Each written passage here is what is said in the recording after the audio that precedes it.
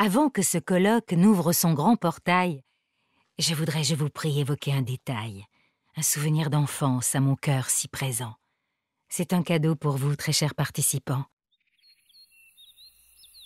Suivez-moi quelque peu avant d'aller plus loin dans ce qui fut jadis mon fabuleux jardin. Sûrement ce jardin est extraordinaire tant il m'a inspiré voyage imaginaire. Il était à mes yeux le plus beau des palais.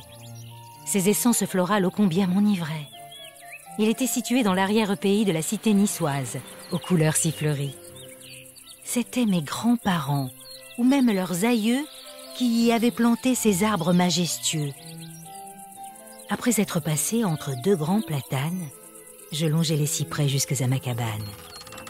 Et depuis sa fenêtre, on pouvait deviner au loin une maison un jour abandonnée.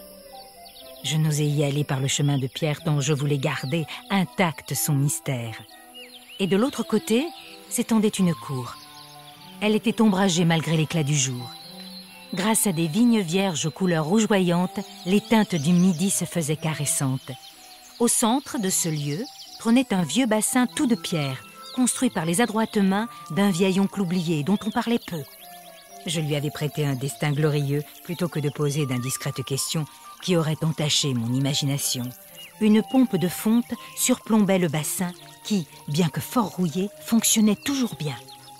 J'admirais chaque fois ces ornementations, imaginant l'artiste et son inspiration. Rêveur, je m'allongeais souvent sous le figuier pour penser au pays où j'irais voyager.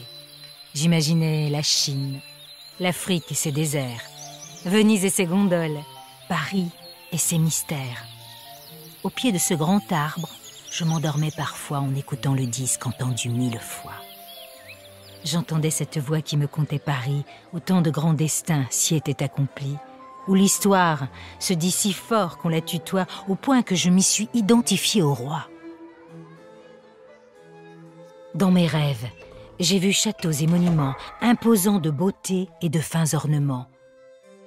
Ne parle-t-il donc pas d'une histoire glorieuse et n'affirme-t-il pas une vie prestigieuse? J'ai traversé les siècles un par un écoulés, leurs clameurs entendues, leurs chansons écoutées.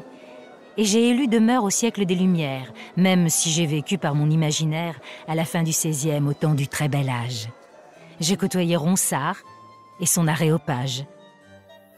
Sous l'ombre du figuier, j'ai arpenté le monde, parcouru l'univers de ciel en catacombes. Et je voulais pour vous, en cette introduction, évoquer les merveilles de notre création, celles qui sont données par la nature aimante, nature si gracieuse et toujours si changeante. Aussi celles qui furent ébauchées par l'humain, afin de penser celles qui le seront demain. C'est ainsi que tout change et que s'en vont les choses. Ouvrons-nous simplement à la métamorphose.